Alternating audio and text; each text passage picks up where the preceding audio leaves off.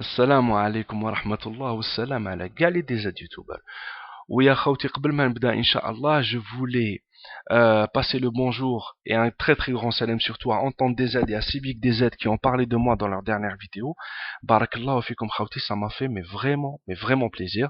Vous êtes plus à présenter, vous êtes des anciens. Donc pour les rares qui ne connaissent pas Civic DZ et Entente DZ, allez voir leur page, leur chaîne, je veux dire, allez voir leurs vidéos, c'est quelque chose de très plaisant. Et je voulais aussi dire à Entente des Z, حبيت نقول لأنطون دي زاد سلم لي بزاف على الباجي. Voilà, parce que je sais que vous faites des vidéos ensemble et il m'a laissé plusieurs fois des commentaires qui m'ont vraiment touché. Donc bah سلم لي بزاف على الباجي. Et puis aussi je voulais remercier Raïg, si je le dis bien, qui a fait une vidéo qu'il a dédicacée pour moi et pour Tinhi 1 que je salue, sur Victor Hugo et son rapport avec l'islam. Donc je pousserai tous les musulmans à se documenter sur Victor Hugo, ce grand homme qui a écrit un très beau poème qui est l'an 9 de l'Égypte sur le meilleur des hommes, qui est le prophète alayhi salatu salam, et son rapport avec l'islam de manière générale. Et puis Gahaoutina, tous mes abonnés, tous mes amis, que ce soit Téléderja, que ce soit l'IS Days, Méthode 62, Melk de Algérienet, algériefootball.net, du grand frère de Télémite, toutes les personnes qui me suivent, barakallahu fikum, je vous remercie pour vos coms, pour vos encouragements, pour votre respect aussi, barakallahu fikum, ya'tikum saha. Allez, on va parler, Inch'Allah, du sujet. Lyoma, Inch'Allah, je voulais parler d'un sujet qui est en train de faire, le buzz sur Internet, c'est le dernier reportage de TF1, sur l'islam, qui s'intitulait Harry Roselmack chez les fondamentalistes. Donc, comme je suis pas à mon premier essai vidéo, j'en ai fait quelques-uns. J'ai essayé de prendre ce sujet-là sur plusieurs angles. J'ai essayé même de faire un décryptage et tout ça par rapport aux jeunes qu'ils ont choisis, par rapport à l'imam. Mais je me suis rendu compte que c'était pas quelque chose d'important, que c'était anecdotique. Maintenant j'ai envie de le prendre d'un seul angle, direct. Je vais parler de 2 ou 3 choses qui me semblent pour moi, modestement, les choses les plus importantes.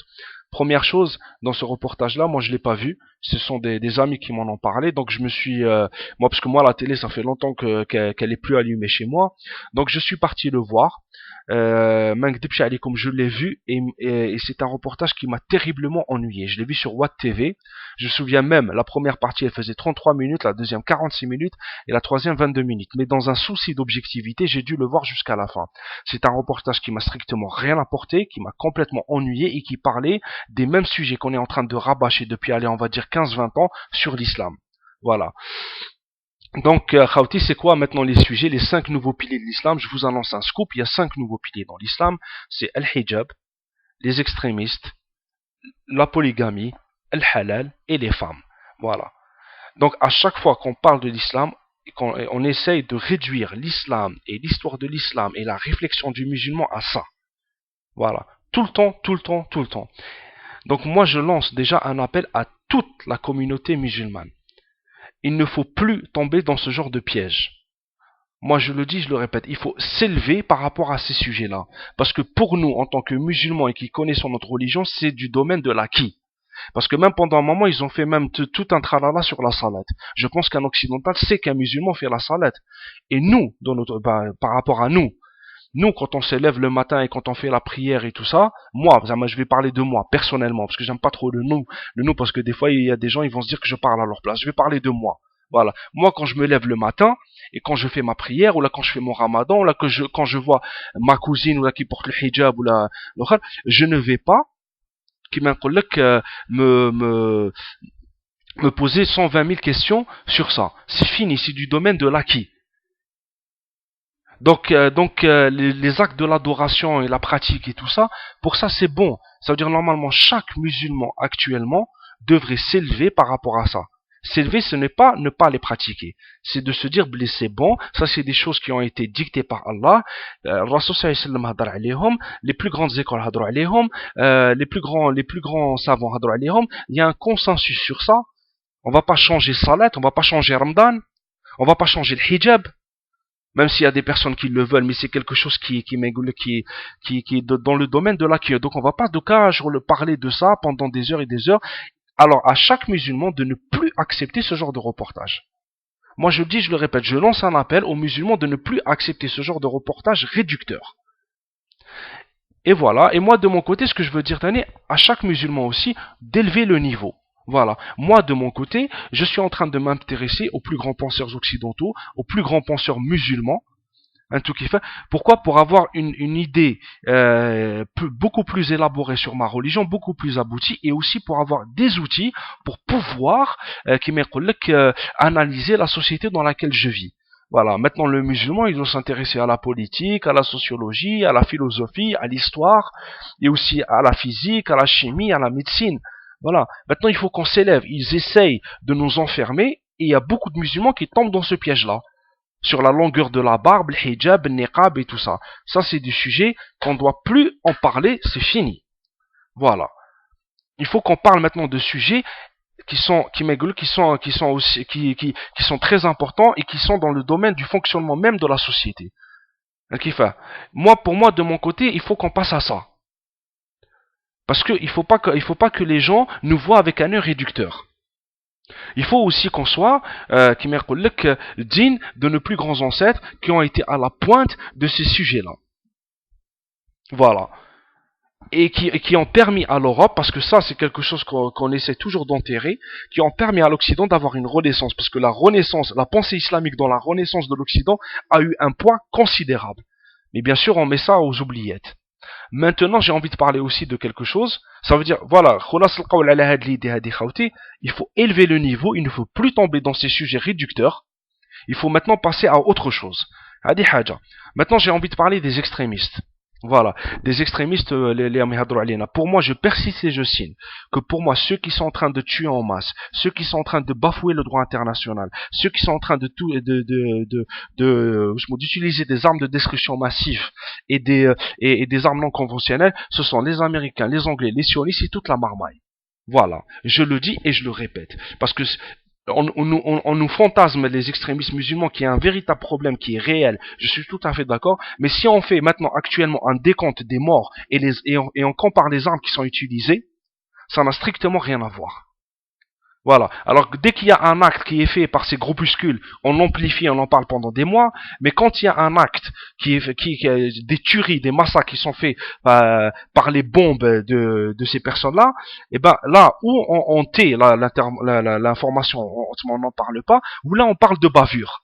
Quand l'information sort, on parle de bavure. Donc des morts musulmans, c'est des bavures. Des fois, on a des organes de presse indépendants en Occident parce que, alhamdoulilah, qui ont de la valeur ici en Occident. Des fois, il y a des organes qui nous sortent certaines informations, certaines images, comme il n'y a pas si longtemps, les deux djihad avec leur hélicoptère en train de tirer sur des musulmans comme si c'était un jeu vidéo. Donc oui, pour moi, ces extrémistes-là, par rapport à ces gens-là, ce sont des petits joueurs. Je le dis, je le répète. Voilà. Rentrer dans un pays, le détruire pour des raisons économiques, des raisons pétrolières, et tuer des gens à coups de centaines de milliers de personnes, et comme à Gaza il n'y a pas si longtemps on a utilisé l'uranium appauvri, je peux vous assurer qu'une personne qui est touchée par ça meurt dans des conditions qui sont atroces. Mais bien sûr on va toujours parler d'un attentat qui a été fait, et puis qui a tué. Pour moi voilà les véritables extrémistes, et voilà les véritables dangers actuellement pour le monde. Maintenant j'ai envie de parler d'une dernière chose. Un dernier message pour les médias occidentaux, arrêtez, bien sûr, comme je l'ai dit au départ, de faire des sujets aussi réducteurs. Si vous pouvez parler de l'islam et de la grandeur de l'islam, parlez des gens comme Ibn Khaldoun, comme Al-Khawarizmi, comme Al-Kindi, comme Ibn Sina, comme Ibn Rushd. Parlez aussi, si vous avez le courage, et de manière objective, du prophète alayhi salatu salam et son apport à l'humanité, de Khulafa al-Rashidin. Voilà, parlez aussi de Haroun al-Rashid, Sulayman le Magnifique, parlez aussi de gens comme Tariq ibn Ziyad, parlez de ces gens-là. Au lieu à chaque fois de nous réduire à des sujets aussi aussi stigmatisants. Et maintenant, à chaque fois qu'on essaie de parler de l'islam de manière intelligente, on nous ramène des gens comme Welbeck, un dépressif qui écrit n'importe quoi, ou là comme Redeker, un petit philosophe qui s'est inventé une fatwa sur lui, alors qu'il n'a jamais eu de fatwa sur lui. Il y a eu des personnes, 2 ou 3 personnes qui l'ont menacé de mort, mais ça a été amplifié, récupéré. Mais ceux qui ne me croient pas, qu'il n'y a pas eu de fatwa, qu'ils aillent voir sur France 2, complément d'enquête qui a complètement démonté la thèse de leur fatwa religieux sur ce petit philosophe qui a voulu se faire un petit nom, et en plus, dont les écrits ont été complètement détruits, je veux dire, qui ont été complètement, démentis par les plus grands islamologues. Ou là, on nous ramène des gens comme Dantec, un malade mental qui fait une guerre dans son salon et il croit qu'il est dans une guerre sainte ou je sais pas quoi. Mais pour inviter des personnes comme Jonathan Bloom, comme John Renard, comme Michael Sills, non, des grands islamologues qui ont donné leur vie dans l'étude de l'islam et qui sont dans une objectivité, ça on les ramène pas. On ramène pas des gens qui sont dans une dans une véritable vision objective des choses, parce qu'ils font pas partie de la vague propagandiste. Donc voilà, donc à nous musulmans de ne plus tomber dans ce genre de travers.